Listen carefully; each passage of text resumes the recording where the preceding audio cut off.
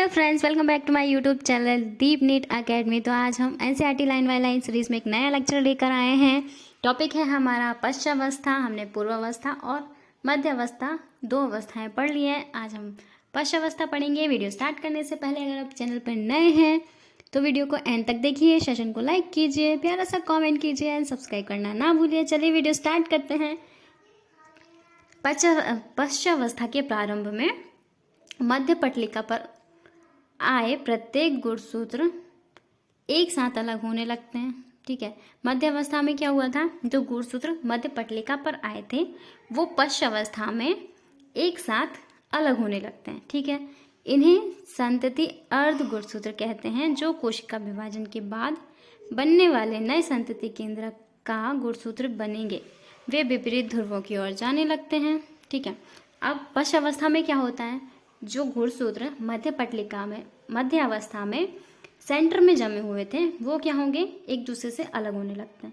ठीक है, इन्हें हम क्या कहेंगे, अर्ध गुणसूत्र कहेंगे। ठीक है, बीच से जब गुणसूत्र अलग होंगे तो ये आधे ऊपर की ओर और आधे नीचे की ओर गति करेंगे। ठीक है, तो इनसे क्या होगा कि इन्हें हम क्या कहेंगे, अर्ध गुणसूत्र कहेंगे। तो जो कोशिका का विभाजन के बाद बनने वाली जो नई संतति है वो केंद्र का गुणसूत्र बनेंगे। ठीक है, ये विपरीत ध्रुवों की ओर गति करेंगे।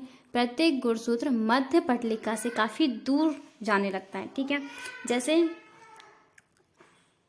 क्या होता है, जो विपरीत ध्रुवों पर जो तारक केंद्र होते हैं तो ये गुणसूत्र जो होते हैं मध्य पटलिका पर जमे हुए वो बीच से टूटकर और विपरीत ध्रुवों की ओर जाने लगते हैं। ठीक है, गति करने लगते हैं। तो प्रत्येक गुणसूत्र बिंदु ध्रुव की ओर होता है, जो गुणसूत्र ध्रुवों की ओर जाने का नेतृत्व करता है।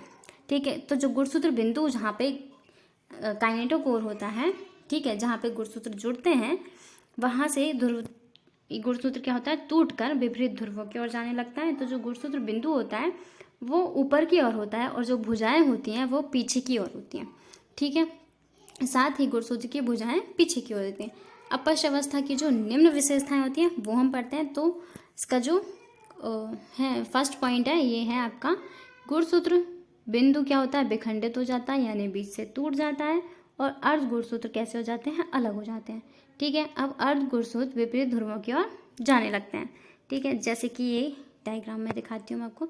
ये है गुणसूत्र, ये क्या होगा, यहाँ से ये यहाँ पर जुड़ा हुआ है। ठीक है, तो ये जब टूटेगा तो क्या होगा, ये जब टूटेगा, एक सेकेंड, जैसे ही गुणसूत्र टूटेगा, हम न्यू पेज लेते हैं।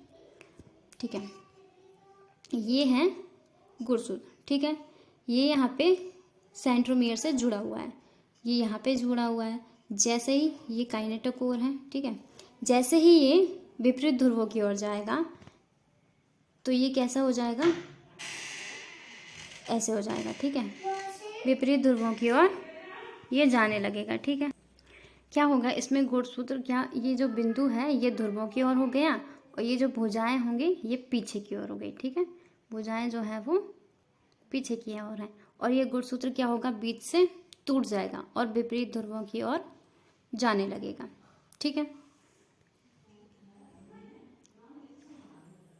ये देखिए यहाँ पे क्या दिया गया है, ये है तारक केंद्र। ठीक है, और ये जो गुणसूत्र है ये विपरीत ध्रुवों की ओर जा रहा है, इसकी भुजाएं पीछे की ओर है और जो गुणसूत्र बिंदु जो है काइनेटोकोर जहाँ पे रहता है वो है ध्रुवों की ओर। ठीक है, अब आते हैं हम अंत्यावस्था, जो हमारी लास्ट अवस्था होती है इसकी, वो है अंत्यावस्था। ठीक है, अंत्यावस्था क्या कहती है, सूत्री विभाजन की अंतिम अवस्था के प्रारंभ में पश्चावस्था गुणसूत्र जो क्रम अनुसार अपने ध्रुवों पर चले गए हैं। ठीक है, अंत्यावस्था में क्या होता है कि जो प्रारंभ में जो अंत्यावस्था गुणसूत्र जो क्रमानुसार अपने ध्रुवों की ओर चले गए थे, ठीक है, वो असंगनित हो जाएंगे। जैसे पश्चावस्था में क्या हुआ था, गुणसूत्र ध्रुवों की ओर चले गए थे। ठीक है, लेकिन प्रारंभ में जो गुणसूत्र कैसे थे, असंगनित थे।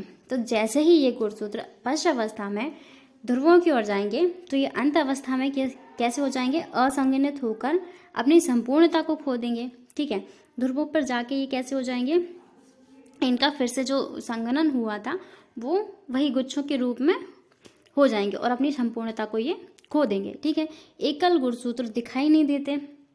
ठीक है। जो एकल गुणसूत्र होते हैं वो दिखाई नहीं देते, वह अर्ध गुणसूत्र द्रव दोनों ध्रुवों की तरफ एक समूह के रूप में एकत्रित हो जाते हैं। इस अवस्था की मुख्य घटनाएं जो हैं, तो इसकी आइए मुख्य घटनाएं देखते हैं। मुख्य घटनाएं हैं, गुणसूत्र विपरीत ध्रुवों की ओर एकत्रित हो जाते हैं, इनकी पृथक पहचान समाप्त हो जाती है।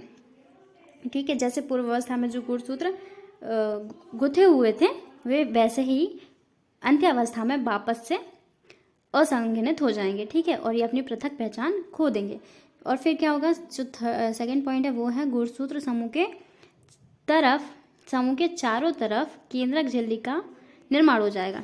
ठीक है, जो केंद्रक झिल्ली पूर्व अवस्था में टूट गई थी, जिसका विपाटन हो गया था, वो अंत्य अवस्था में वापस से उसका निर्माण हो जाएगा। और जो केंद्रिका, गोल्जिकाएं और अंतःप्रदेश जालिका जो विलुप्त हो रहे थे वो अंत्य अवस्था में पुनः निर्मित हो जाते हैं। ठीक है, ये अंत्यावस्था का डायग्राम है। ये देखिए गुणसूत्र ध्रुवों पर जाकर कैसे असंगठित हो गए। ठीक है, और इन्होंने अपनी पृथक पहचान खो दी। फिर ये क्या हो गए, इसमें केंद्रक झिल्ली का फिर से निर्माण हो गया और सारे जो कोशिकांग है वो वापस से बन गए। तो आज के लेक्चर में इतना ही रखते हैं, मिलते हैं नेक्स्ट सेशन में किसी नए टॉपिक के साथ। अगर आपको सेशन अच्छा लगे तो लाइक कीजिए, कमेंट करिए, सब्सक्राइब करना ना भूलें। Thank you so much.